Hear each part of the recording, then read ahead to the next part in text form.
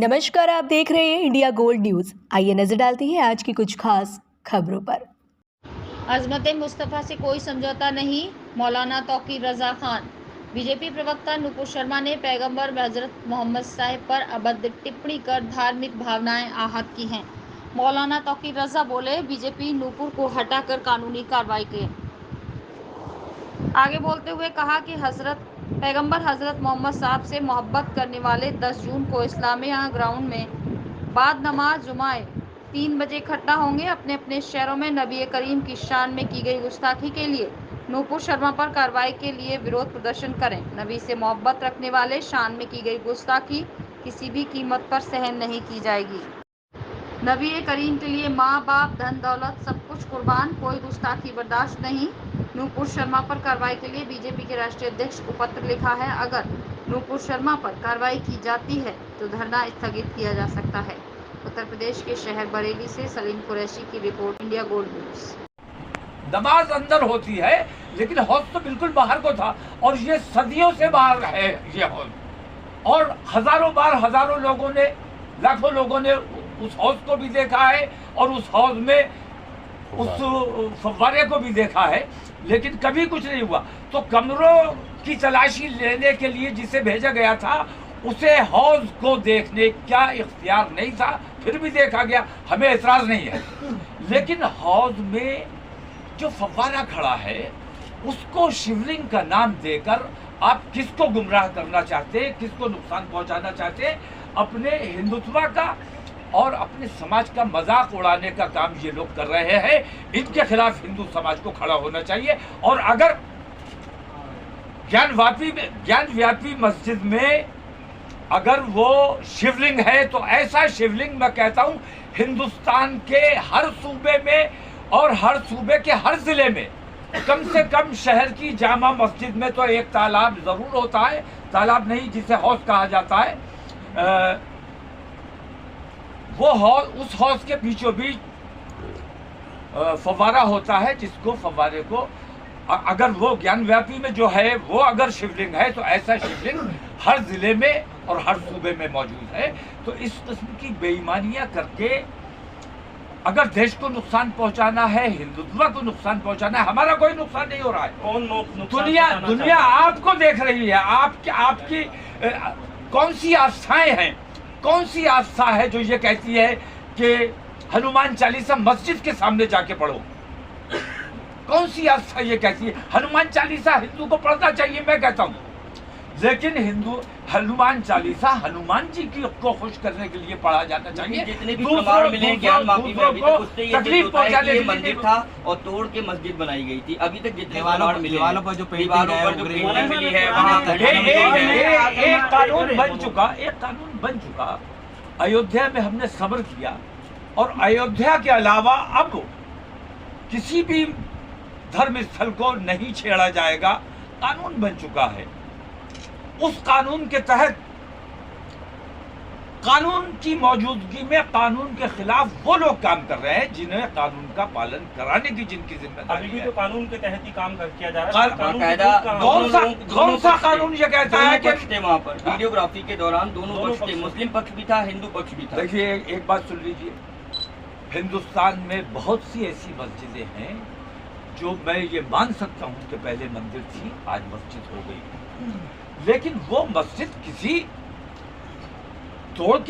मंदिर तोड़ के मस्जिद नहीं बनाई गई, बल्कि पूरे इलाके मोहल्लों ने इस्लाम जब कबूल किया तो उन्होंने अपनी इबादत गाह को तब्दील किया। मंदिर में जो पूजा करने वाले लोग थे वो जब नमाज पढ़ने लगे तो उन्होंने अपने मंदिर को खुद अपनी स्वेच्छा से उन्होंने मस्जिद बनाई। मौलाना साहब, आप क्या मानते हैं कि ये भी एक इबादत गाह थी? क्या आप मानते हैं ये बात? मैं नहीं मानता हूँ। जहाँ मस्जिद है वहाँ मस्जिद है। इसमें अब किसी किस्म की अगर जबरदस्ती की गई तो हुकूमत को उसके नतायज भुगतने पड़ेंगे, हुकूमत को विरोध झेलना पड़ेगा। किस तरीके का विरोध आप करेंगे, किस तरीके का सामना करना पड़ेगा हुकूमत? कोर्ट अपना फैसला सुनाता है, जो भी सुनाता है उसके विरुद्ध जाएंगे क्या? अगर इसमें मैं कहता हूँ मौलाना साहब किस तरह के मैं किस तरीके के नतीजे होंगे, किस तरीके का एक एक करके सवाल कर लो तो मैं बता भी सवाल पाऊँ। वही है, मेरा अजय भाई का वही सवाल तो है। एक ही आदमी बोल लो। हाँ, वो सवाल वही है, एक ही सवाल आप भी कर एक ही सवाल है कि कैसा विरोध होगा आपका? जैसे महाभारत की विरोध धमकी दी थी आपने। विरोध सुनिए, मैं सबसे पहले ये कहता हूँ कि अब किसी किस्म की कानूनी चाराजोई की जरूरत मैं समझता हूँ कि मुसलमानों को नहीं है, क्योंकि मुसलमानों ने बाबरी मस्जिद का फैसला देख लिया। हमने एक जुबान से कहा था कि कोर्ट का जो फैसला होगा वो हमें मान्य होगा।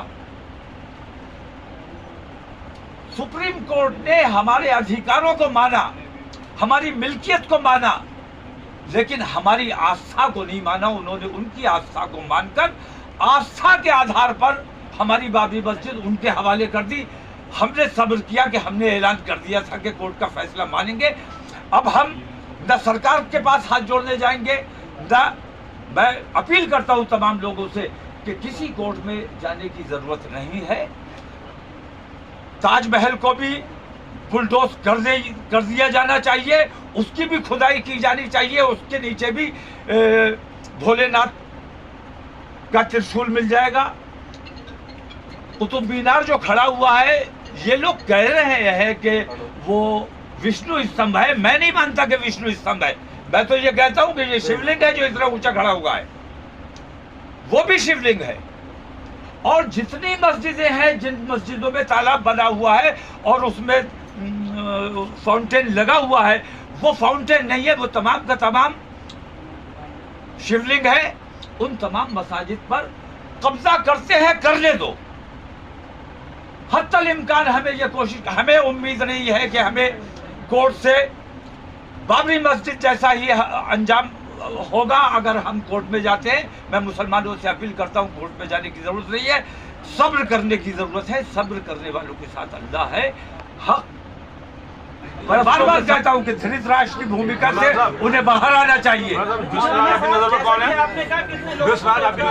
धृतराष्ट्र नरेंद्र मोदी है, जो देश का राजा है। उस वक्त जो देश का राजा था उसने बेईमानी की थी, जिससे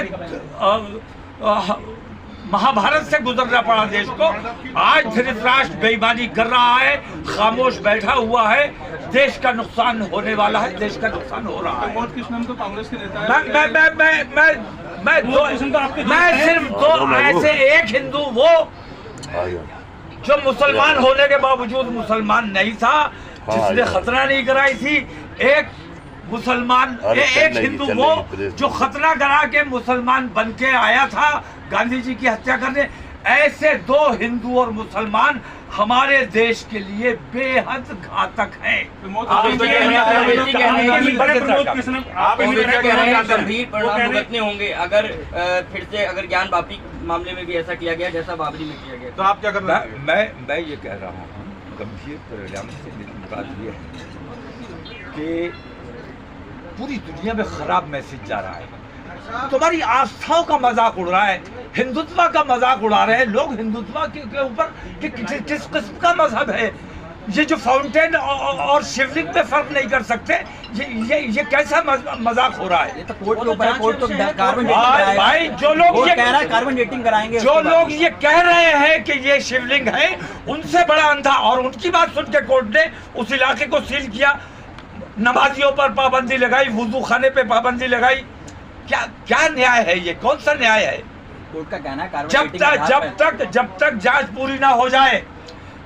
सबसे बड़ा सवाल मेरा ये है कि कमीशन को अंदर जाना चाहिए था। कमीशन के साथ वो हिंदूवादी तमाम लोग अंदर क्यों गए? कोर्ट ने परमिशन कोर्ट ने परमिशन दी थी कमीशन को। कमीशन ने अपनी गुप्त रिपोर्ट देनी थी। ये कौन सी गुप्त रिपोर्ट है? क्या ये गुप्त रिपोर्ट है? ये कानून है?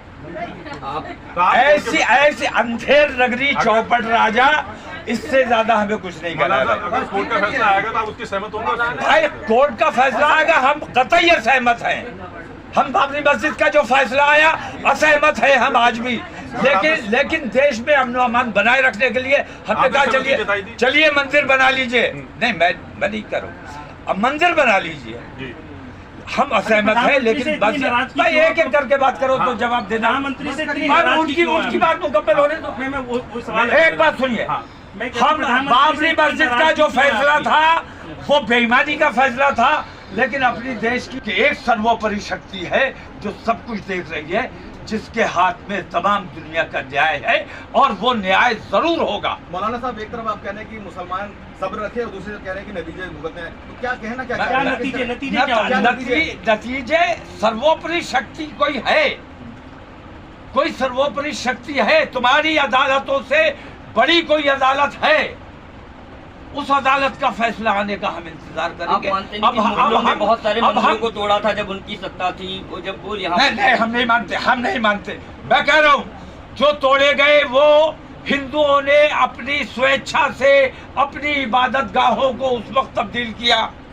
तो मथुरा में फिर जो मस्जिद वापस बनी दे दी है, जाए ना, मथुरा में जो तो मस्जिद विवाद बनी है तो ले लो आप वापस देने को राजी हैं? मैं तैयार हूँ, तुम ले लो। तो क्या वाराणसी जाके तुमने अपील जैसे करेंगे बाबरी लोगों से? मस्जिद, जैसे बाबरी आप मस्जिद, अपील करेंगे बनारस जाके लोगों से अपील करेंगे कि मस्जिद मैं अपील कर रहा हूँ तमाम मुसलमानों से, बनारस जाके तमाम हिंदुस्तान के मुसलमानों से मैं अपील कर रहा हूँ, और ये मेरी आवाज मथुरा नहीं जा रही है, दुनिया में जा रही है। आपको लगता है कि ये आवाज बरेली तक रह जाएगी?